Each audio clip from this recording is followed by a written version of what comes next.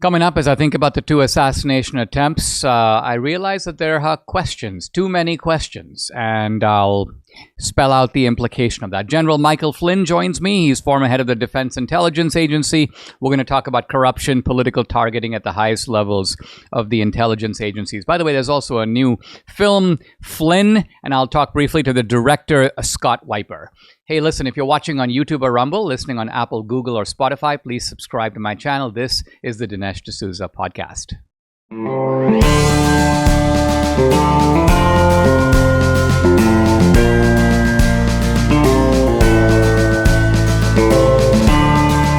America needs this voice. The times are crazy. In a time of confusion, division, and lies, we need a brave voice of reason, understanding, and truth. This is the Dinesh D'Souza podcast.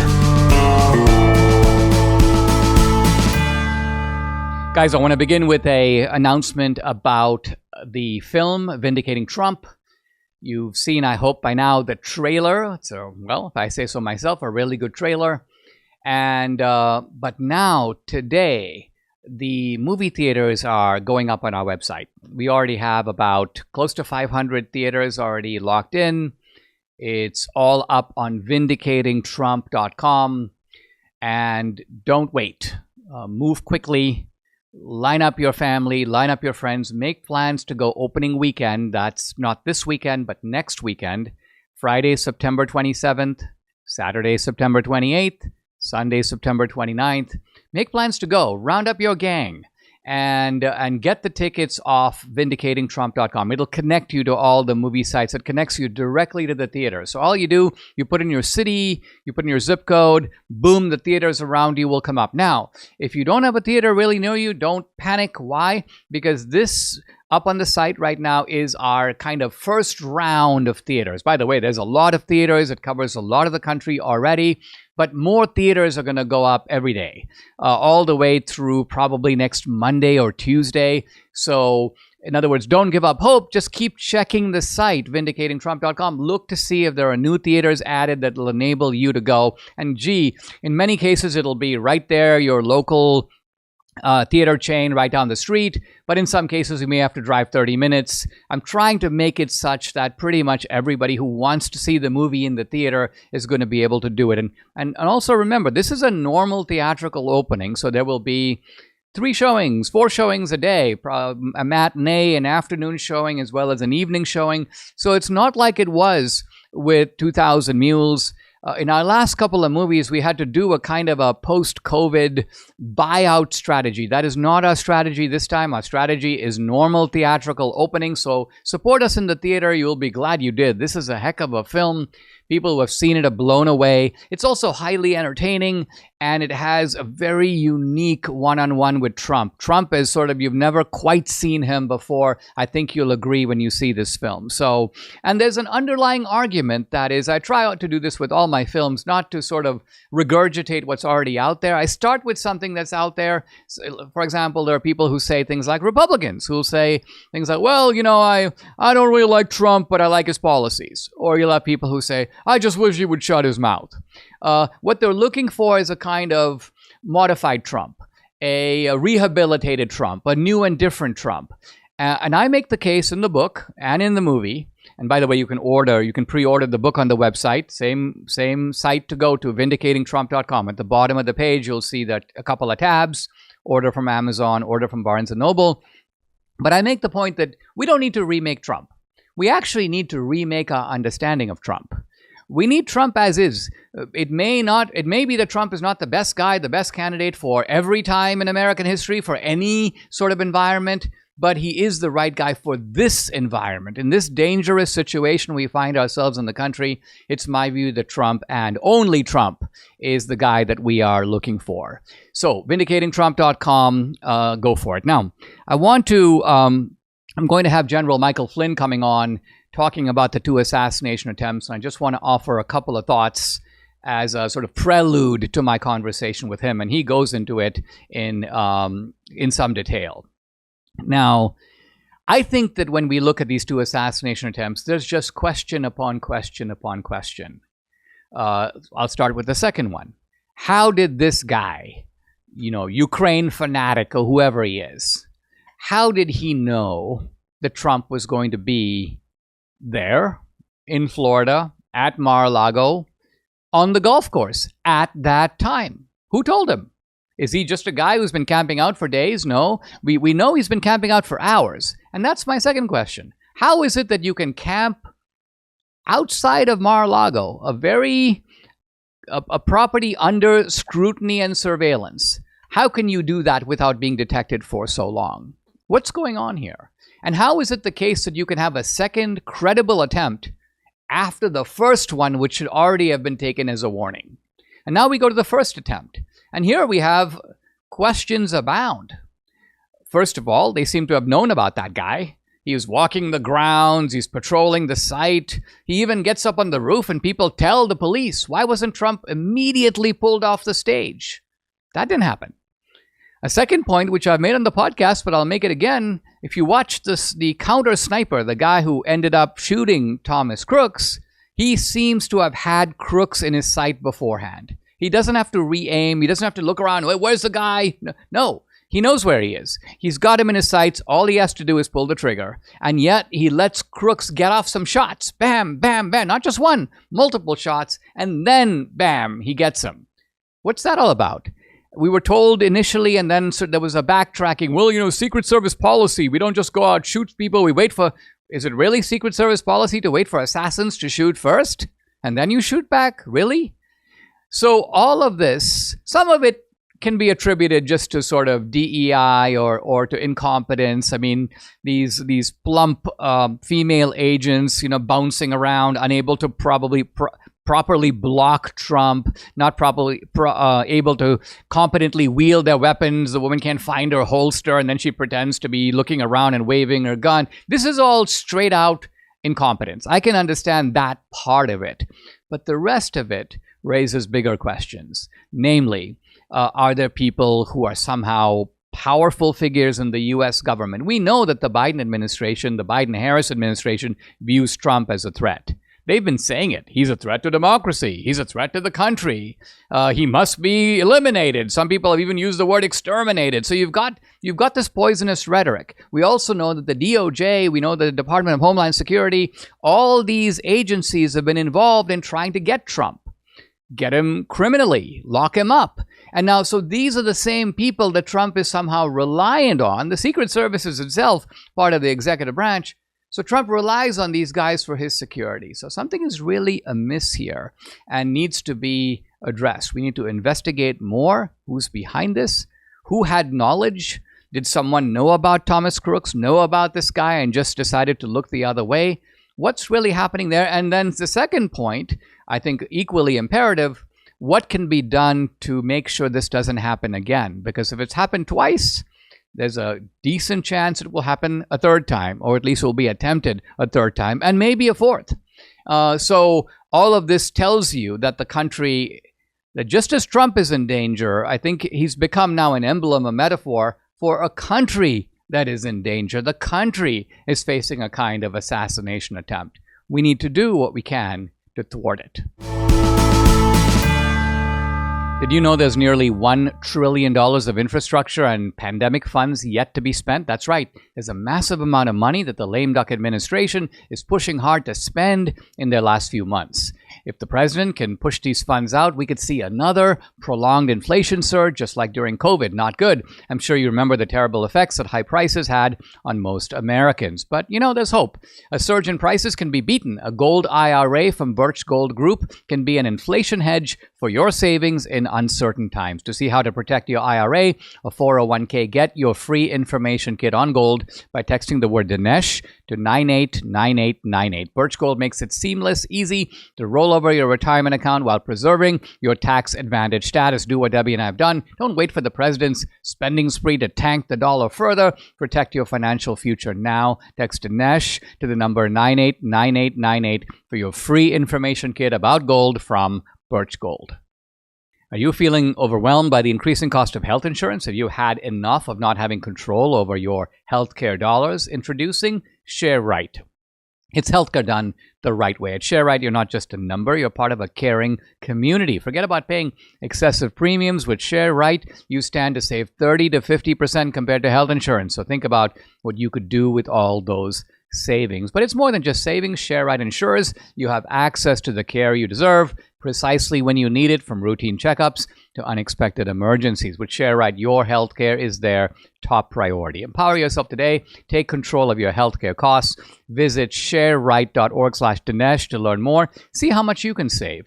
Visit shareright.org/Dinesh. That's shareright.org/Dinesh for healthcare done the right way. Guys, I'm delighted to welcome to the podcast the director of the movie Flynn, the movie that is based on Michael Flynn's life and his career. It's Scott Wiper, and you can follow him on X at Scott Wiper USA. The website, of course, flynnmovie.com. Scott Wiper is an American filmmaker, grew up in Granville, Ohio. He studied at Wesleyan University, also continued his studies and career in Paris. He's made a bunch of films: Captain Jack, 1995, The Big Ugly, 2020, The Condemned, and Flynn is his first documentary film. Scott, welcome. Thank you for joining me.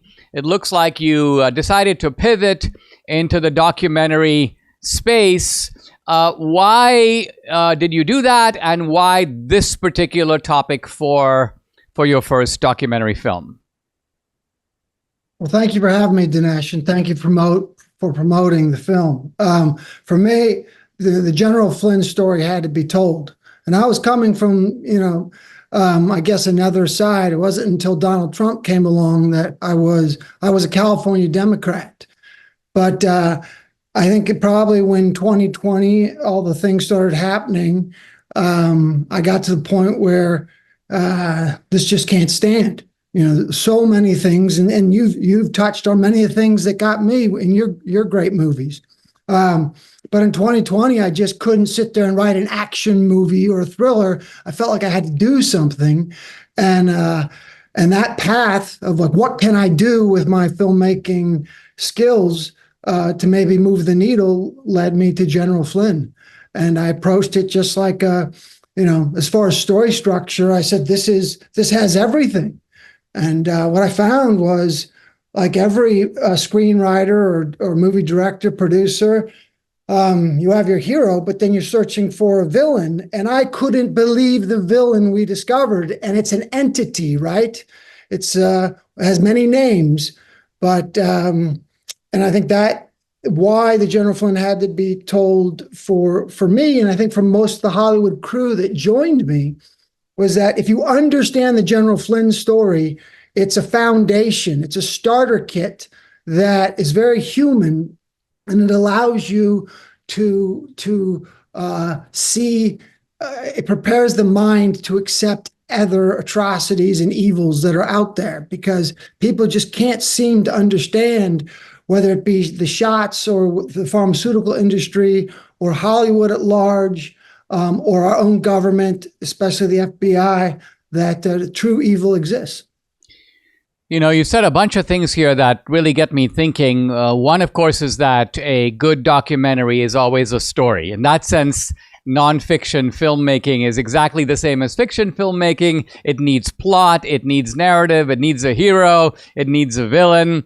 And what you're saying is that that's what makes film successful, is the telling of the story. Now, you also alluded to the fact that you don't have, in this case, a conventional villain, a single bad guy showing up on the scene. You have a regime, you have a system. Describe that system as it is sort of depicted in the film. How would you put your finger on it? Is it a combination of things? People sometimes say, well, you guys are just making conspiracy theories. How does the film deal with this issue of who the real villain is? Well, at first I was instinctively searching for a person in the truth timeline. Now, just from before you start going through all 100 hours of interviews, and I'm thinking John Brennan, Jim Clapper, Jim Comey. So I'm thinking the intelligence community. And of course, but then in this film, you see that there were rhinos, as we call them, or Republicans who were part of the uniparty, globalists. So it became so, when the editors, there's a big team of editors, I would do these like beat sheets, and I just started referring to it as the monster villain, because we were discovering who the villain was as we were going through 100 hours of footage. And so I just gave it a term so we could communicate. But it is the establishment. And of course, in that we cover the CIA, we cover the FBI. You can kind of see who General Flynn went after, and let's just say that was his duty, right? He was going to audit the intelligence agencies, and he was going to take a deep look into it. And in the movie we cover, he had a meeting, he sat down with all the top people of the CIA while it was President-elect Donald Trump, and Mike Pence was in that meeting with him. And then he sat down again once they took the White House. So you can kind of see what beehives he was kicking. And, that is kind of why the question you asked, right? That's the proverbial question. Who's they?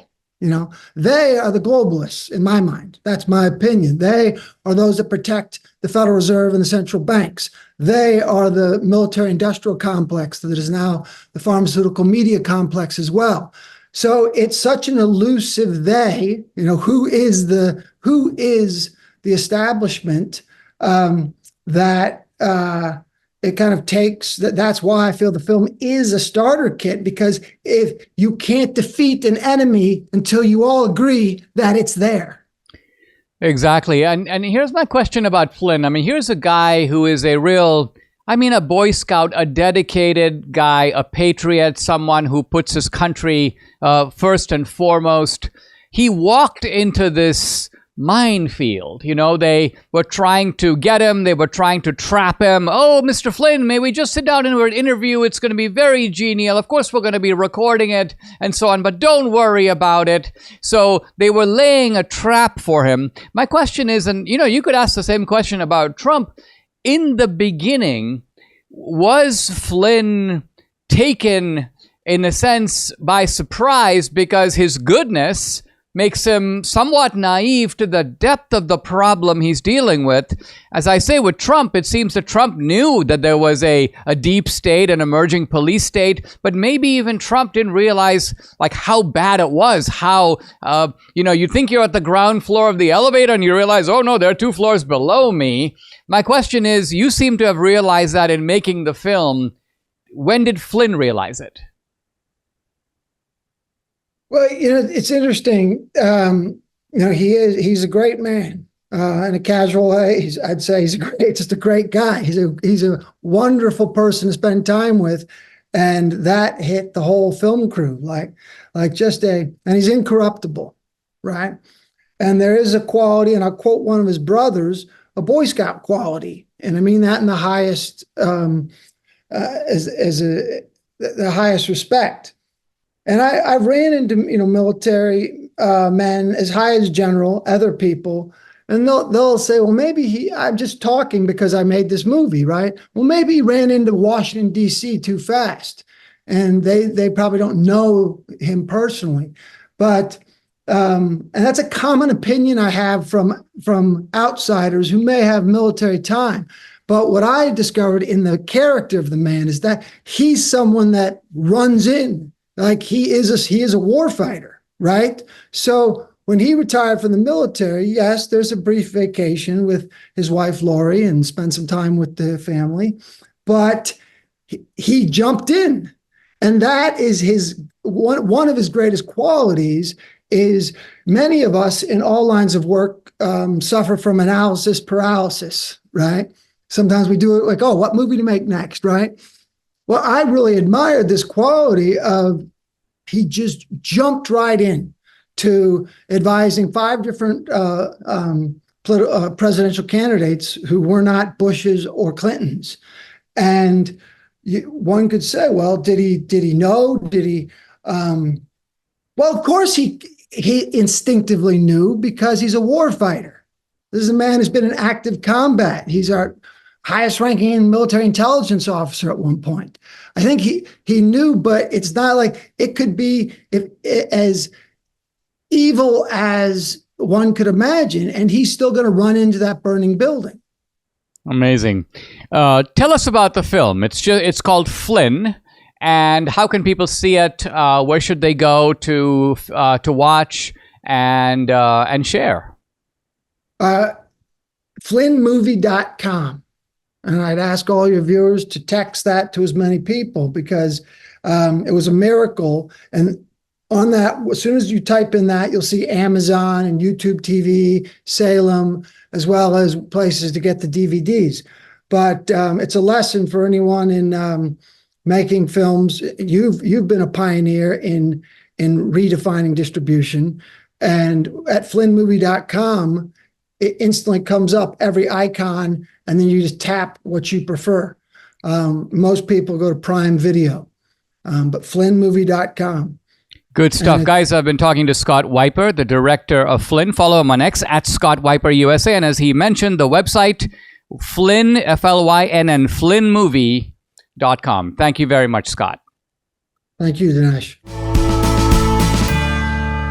You asked and MyPillow listened. They're finally bringing you the most requested offer ever. Right now, you can get the queen size premium MyPillow for just $19.98. Wow. MyPillow is made with patented adjustable fill. It adjusts to your exact individual needs, regardless of your sleep position. It helps keep your neck aligned and holds its shape all night long, so you get the best sleep of your life. But that's not all. Get the 6-piece kitchen or bath towel sets, just $25. The brand new mattress topper as low as $69.98. The famous MyPillow bed sheets for as low as $25. And there's so much more. The number to call, 800-876-0227. Again, it's 800-876-0227. Or go to MyPillow.com. When you use promo code Dinesh, you get big discounts on all the MyPillow products, including the premium queen size MyPillow, just $19.98. That's the lowest price ever, so don't delay. Order today. Go to MyPillow.com. Don't forget to use the promo code. It's DINESH, Dinesh. With the new movie coming out, guys, I'd like to invite you to join my Locals channel and become an annual subscriber. I post a lot of exclusive content there, including content that's censored on other social media platforms. On Locals, you get Dinesh Unchained, Dinesh Uncensored. You can also interact with me directly. I do a live weekly Q&A every Tuesday. No topic is off limits. I've also uploaded some cool films to Locals. I've got Dinesh's movie page up there. 2000 Mules is up there. The film from last year, Police State, some other films. And of course, you know about the new film, Vindicating Trump, coming out soon. Hey, if you're an annual subscriber, you can stream and watch the movie content for free. It's included with your subscription. So check out the channel. It's dinesh.locals.com. I'd love to have you along for this great ride. Again, it's dinesh.locals.com. Guys, I'm delighted to welcome to the podcast a genuine American hero, General Michael Flynn. He served more than 33 years of service in the U.S. military. He's current chairman of America's Future. His military career culminated as the director of the Defense Intelligence Agency and as the nation's highest ranking military intelligence officer. We're going to be talking also about the new film, or the relatively new film. It's called Flynn. It's based on General Flynn's life and experience. The website, Flynn, FLYNN movie.com, FlynnMovie.com. You can follow General Flynn on X at Gen Flynn. General Flynn, thank you for joining me. I really appreciate it. I thought I'd start by just asking you, we have seen now not one, but two assassination attempts, and credible ones. I mean, people either getting a shot off or being right in the vicinity of Trump with weaponry. What does this tell us about where we are as a country? This is not normal American politics, is it? Yeah, this is not at all. And in fact, I would suspect that we are going to see additional attempts on President Trump's life because of the vitriol from this police state that we are currently living within. And I think that it was right for the Trump campaign the day before yesterday, I think, put out like 20 different statements about things that the people on the left have said. People can go look at that on either on True Social, and I know they posted it on X as well, and it's out there. These kinds of statements from the White House, from President Biden, all the way on down to other political leaders within the left, within the Democrat Party, just tells you everything that you need to know about the state of play in the United States of America and in the political sort of scheme that we are involved in right now as we go into this presidential election. The assassination attempts, and for people so people know a little bit more, about my sort of knowledge about this. So I had, as a national security advisor, I had 32 Secret Service agents that protected me. So I was a protectee, and I also studied the Secret Service, and I sat down with them for the protectee detail for the President of the United States during the transition and then going into the White House. So I have pretty good knowledge about how they organize. They have what's called a body team, and then they have an inner security team, which is supposed to have eyes on, and they're a little bit further away, but they do reconnaissance of the area surrounding wherever the president's at, whether it's at a golf course or at a rally. And then they have an outer perimeter team, which is usually made up of local law enforcement. So I understand the system and the structure very, very well, intimately, actually, Dinesh. And I think what we have, it is more clear to me now, especially after this second attempt, that there is a leak inside of the system somewhere. Now, that's very difficult to determine, whether it's Secret Service or there's something called an interagency task force that deals with, in this case, President Donald J. Trump, who's also he's the candidate, right? But remember, every president, which Trump has been, gets Secret Service anyway. They get it as a lifetime service. So there's that. And then you have, as a candidate, it's beefed up. About a month ago, I understand the campaign reached out, did a request to increase his security because of the first assassination attempt, and that increase was denied. I understand that was denied, which is, just mind-boggling to me. After one assassination attempt that almost turned his head into red mist. So, and then when I start, you take a step back from all this and you go, okay, what do we know? Well, we know that the FBI had to admit that they had this recent guy on their radar. And we also know that some of the crazy things that happened post the first assassination attempt, where they destroyed the body of the shooter, should not have been done. That body of that shooter should have been continued to be held on to and examined. I mean, you don't know, did they examine him for drugs? There's all kinds of questions that surrounded that. Now this guy's alive. I appreciated what Ron DeSantis did to take some level of jurisdiction, which he definitely has down there in Florida. And the thing that blew me away was that both of these shooters or assassins are in BlackRock commercials.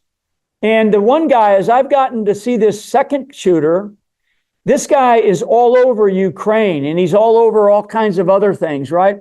So the fact that the lead agent in charge of this investigation in Florida, he's a special agent out of Miami, he is totally anti-Trump. He was told before he took that job he had to scrub his social media posts about all the anti-Trump stuff that he had. So this is the kind of stuff, this is the deep state, this is the police state that we are involved in, for your audience.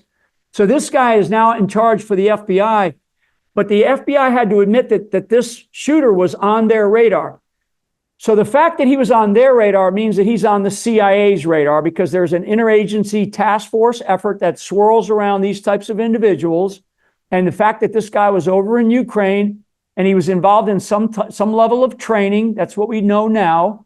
What other things was he involved in? Was he being used as a conduit of intelligence support? Was he being used as a conduit to transmit information? Is he being used by some other part of our government? I mean, these are questions that are going to have to be dug into deeply in an investigation, and the investigation should not take, in this guy's case, because he's alive, the results of this investigation shouldn't take more than about 30 days.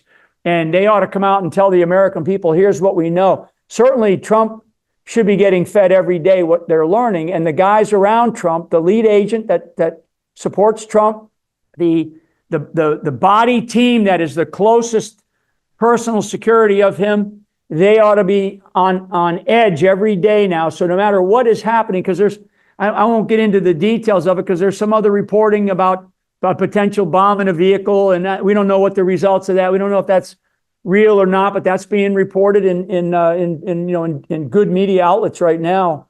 So to take a deep breath and step back, you almost have to say to yourself, are we living? It is definitely surreal. You couldn't write about this in a fiction novel. This is the United States of America. We have such vitriol coming from a one side of the aisle. I mean, even I think it was a day or two after the White House spokesperson, made the comment in a question, and this is after the second assassination attempt. She made the comment that President Biden stands by his comments about Donald Trump being a threat to democracy. The threat to democracy that exists right now is the lack, it's not just these assassination attempts, it's the lack of trust by the American people in the government that is supposed to protect us. I would say that the lack of trust in the FBI, now the Secret Service, because the Secret Service, demonstrated a level of failure after the first attempt, and now another one after this one. I mean, it's kind of like, guys, don't you get it?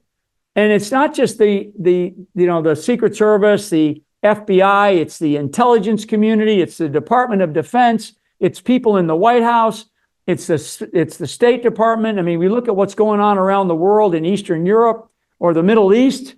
For those that don't know today, breaking there's another attack. It appears probably by the Israelis using these walkie-talkies. Yesterday it was the beepers. Now it's the walkie-talkies. So there's a lot happening around the world, and much of what is happening around the world is happening because there is a vacuum of leadership here in the United States, because they are so worried about one guy becoming president of the United States again. I swear, Dinesh, and to your audience, that there is so much energy, negative energy, that is being placed against President Donald J. Trump because they fear him getting back in charge. And I know Trump said this because Bobby Kennedy said it very recently, and maybe yesterday or 2 days ago, that, and I know because Trump has talked to me about this, but I've never said this before to anybody, but Bobby talked about it publicly, and so I feel confident saying it. Trump knew going into the White House the first time, and I talked to him about this after I had gotten uncoiled from my mess. He and I talking. He knew going in that it was like new to him. Washington, D.C. was not a familiar territory. It was not familiar terrain. It was not terrain that he was used to. So he had forced onto him by a lot of the people in the GOP establishment, this is what you're going to do. This is how you need to act. And he found himself having to fight through that. They now fear Trump coming back in because I know this to be true. Trump has learned a lot of lessons. And I think a second Trump administration is going to not only raise the stature and the prestige of the United States of America on the world stage, but he's also going to reestablish this strong economy like he talks about. Let's get our energy up. Let's get our energy resources back intact. Let's close the border. Let's unleash law enforcement in this country, especially at the state and local level. Let's let them do the jobs. Let's fix the tax regulations, all the craziness, all the things that you want to hear. But also, I think what they fear in Trump is that Trump is going to, like he's talked to Elon and he's already spoken publicly about this, about some type of government efficiency model that a group of people, and I hope to be part of that, to be honest with you. I actually would think that somebody like yourself should be part of it. I mean, it's probably not something that you're jumping up and down going, yeah, I'll join it. But I think we need leaders who are real professionals who look at our country and say, what's best for America? Not what's best for Trump, not what's best for the Republican Party, what's best for America. And the most important thing that I feel, and I've said this very publicly, the greatest national security threat to our country is this lack of trust between the people and the government. And it is like, it's almost non-existent. And I see it every day. I talk to thousands of people, on a daily basis. I'm getting ready to go to on a tour here to another group of states: Colorado, California, New Jersey, Ohio, Pennsylvania, and I've been doing this for the last couple of years. People don't trust our government anymore, and I don't want to call it. I don't want to just say deep state. There is a Marxist socialist element that exists inside of our government, and I think you know this, and you've seen it. And that Marxist socialist element that is inside the White House, it's inside the State Department, it's definitely inside parts of the intelligence community. It's in the Department of Justice. It's in our law enforcement, capabilities at the highest levels. And so this element that has infiltrated into the body of America at the highest levels of our government, it has created I don't know, like a corporate level of corruption that we just never thought that we actually would have. I think 4 years ago, after the 2020 election, there was, the media and everything. Yeah, maybe Trump, maybe Joe Biden did win. Maybe he did win, right? I mean, I don't want to get into that argument, but what I believe now is then people didn't realize just how corrupt our system has become. Now people actually are seeing it. And these assassination attempts, Dinesh, are part and parcel to the types of corruption that exists in our country.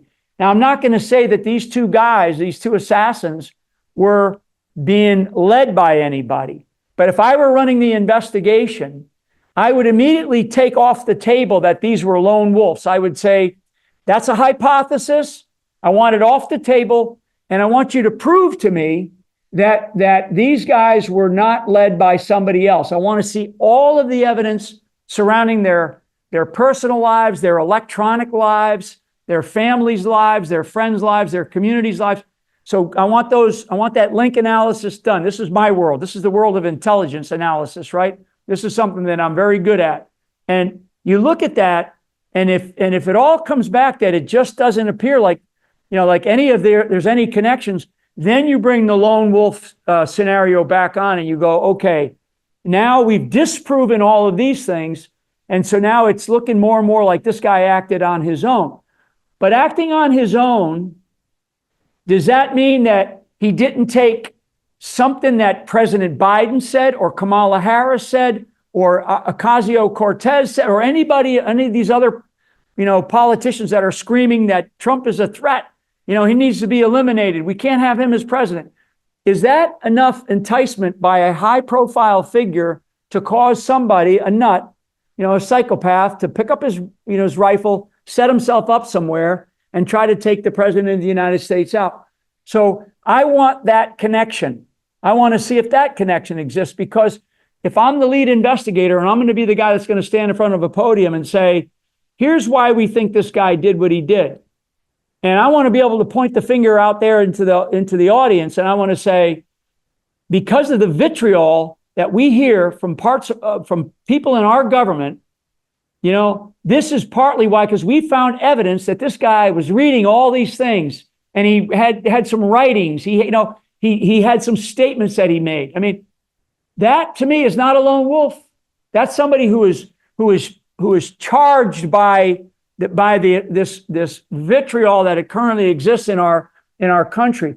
I don't want to sit here and say we're turning into a third world country. And I certainly don't want to say that we are a third world country, but we are acting like one in some respects. We are definitely acting like one in some respects.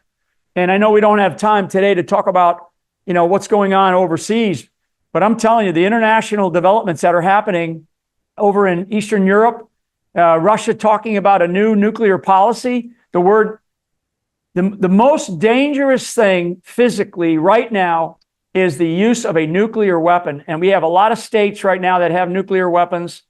And Russia, I don't know what their new policy is, but they put out of their one of their ministries about a month ago that they've changed their nuclear policy because of this, of the way we are operating, the way this vacuum of leadership is functioning over in Eastern Europe, and we're now firing long-range missiles that, the Ukrainians don't know how to operate these things.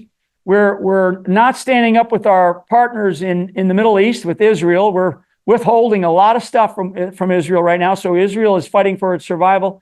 So those are things that happen when there's no leadership. And I can't sit here, and if I was, put under the gun, I couldn't tell you that Joe Biden is awake at after 4 o'clock in the afternoon.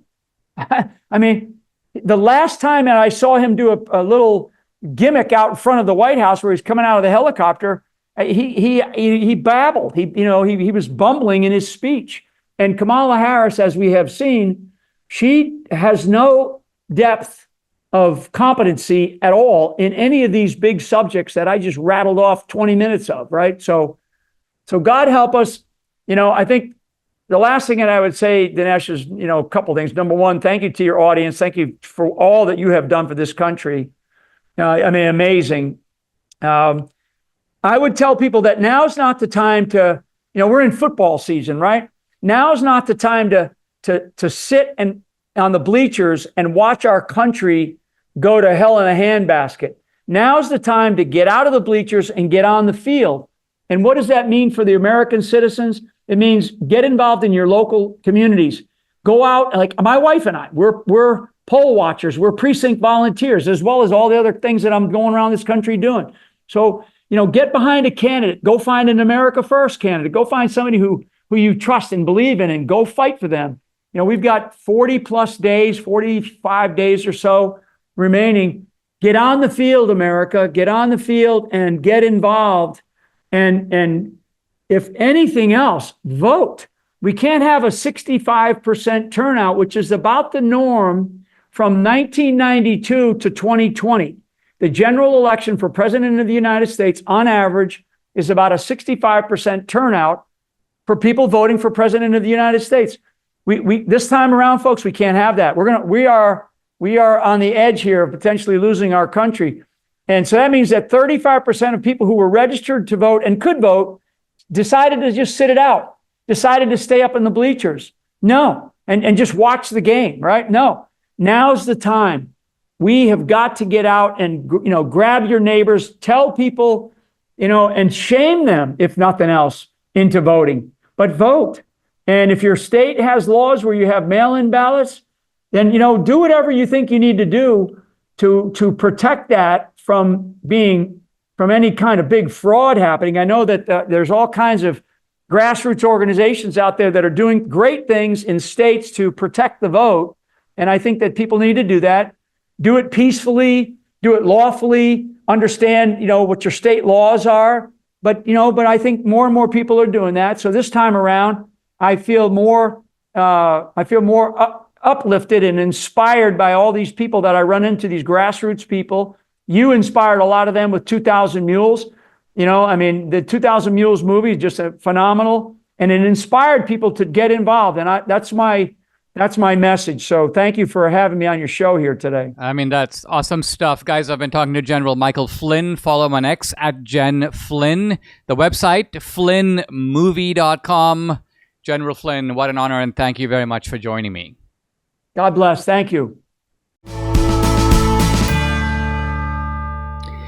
I'm now at the point in Booker T. Washington's Up From Slavery when he's about to discuss the most famous speech that he gave in his life. This was the so-called Atlanta Exposition Address, a speech to a group of agricultural leaders all over the South, but it was a national event. There were people from New York, from Boston, there were blacks, there were whites. It was a giant event. And the reporting about it, the reception of the speech, the enthusiasm that followed it, some of the criticism that followed it, made Booker T. Washington both a giant national figure, but also a controversial figure. And interestingly, in writing about his invitation to give the speech, he was asked in advance, like, what is your idea? What is your theme? They didn't read the speech in advance. They didn't clear it. Booker T is very clear that this was his speech. It's the message he wanted to give. But he gave them a little bit, the organizers, a preview of what he wanted to say. And I think that this statement that he makes is a very good summary of his philosophy, and it requires a little bit of examination. Here's Booker T. Washington. I tried to emphasize, this is to the organizers of the speech, that while the Negro should not be deprived by unfair means of the franchise, political agitation alone would not save him. What's he saying here? Is he saying, some people would later understand him to be saying, well, it's not important for blacks to vote. He's not saying that. He's saying the opposite. He's saying, while the Negro should not be deprived by unfair means of the franchise. So Booker T knows that there is an effort across the South, led by the Democratic Party, to suppress the black vote. And why? Because the black vote is going largely for the Republicans. So it's interesting how Democrats of that time did not hesitate to do voter suppression. And Booker T knows that, and he's against it. So he says, do not deprive us of the ballot. We have every right to vote, same as you do. However, he says, political agitation alone would not save him. Very important, this use of the word alone, because he's not saying don't have any political agitation at all. He's saying political agitation, by which he means two things. One is the actual casting of votes. You express your views, your values through the ballot, but also through organizing. Through organizing, for example, a rally, a demonstration, a protest. Booker T is not saying do none of that. But what he is saying is don't think that doing that by itself is going to be your redemption. This is his message. And look at what a powerful and prophetic message it is in a very sad way, because in a sense, that is the approach that the mainstream of the civil rights movement adopted ever since. The NAACP was built upon the ideology of a rival of Booker T. Washington, a man named W.E.B. Du Bois, and their slogan, their approach was very much the approach of agitate, agitate, agitate. You could almost say that Booker T's approach is the opposite. It's work, work, work. So the rival approach is demand of others that they recognize you. Booker T's approach, develop your own reputation for honesty and candor and productivity, and you will inevitably be recognized, because the world is made in such a way and human nature is made in such a way that those things are always recognized when they are delivered. He continues, back of the ballot, and by back of the ballot he means in addition to the ballot, alongside the ballot, coming from behind, he, meaning the Negro, must have property, industry, skill, economy, intelligence, and character, and no race without these elements could permanently succeed. Again, this is so carefully written and worded. There's so much thought that goes into it that almost every word needs to be examined. Let's look at the qualities that Booker T. Washington thinks are critical here. Industry. What does that mean? That means hard work, but industry has a double meaning. It also refers to industry. It refers to manufacturing. It refers to industrial enterprises. So blacks need to work hard, and they need to get involved not just in farming and agriculture, but in industrial enterprises. Skill. In other words, Booker T is saying not just manual labor, skilled labor. Learn how to do something in which you are skilled, because the skill is what commands a market value, and it also commands a social respect. Hey, that guy is a carpenter. Hey, that guy runs a pest control business. Hey, that guy's a computer specialist. In other words, this is a person that has risen above the run of the mill because he knows how to do something that everybody else doesn't know how to do. Economy. Economy is another one of those words with a double meaning. Economy means the economy, which is to say the kind of collective earnings and wealth of a country. But economy also means frugality. Be economical. Don't waste. Build up for the future. And Booker T's point is that when you're starting at the bottom, it's more important for you to do that, because deferred gratification at that point will pay off hugely in the future. Intelligence. In other words, very important to cultivate the mind. We're not just talking about working with your hands. We're talking about creativity. We're talking about building up the mind. And then he doesn't leave out the last and perhaps in some ways the most important, character. So for Booker T, it's not just enough to be smart and creative and be successful. Success for him includes morality. It includes virtue. It includes character. And then he offers this kind of gentle but resounding warning. No race without these elements.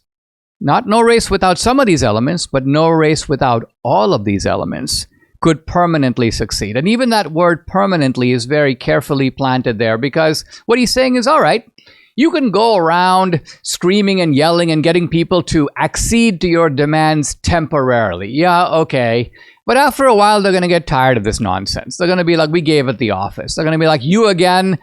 So pestering people doesn't really do the trick. What does the trick is earning their trust, their respect, making them dependent on you in a good way. They need your services. They need what you have to provide. And so what Booker T. Washington is talking about is not just short-term success, but long-term success. That's why he says that no race without these elements can permanently succeed. If you want to be like one of the really successful groups in the world, and by the way, Thomas Sowell, the economist, has done some really good work on this, looking at what groups in the world are successful. And it turns out there are not that many.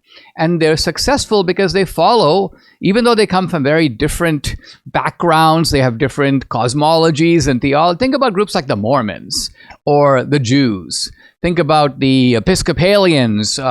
Think about the Hindus, at least in certain parts of India. Think about the overseas Chinese. These are groups that have success and wealth far greater than their numbers. They are the sort of outstanding groups of the world. In fact, to be honest, you put it all together, these are the people kind of running the world.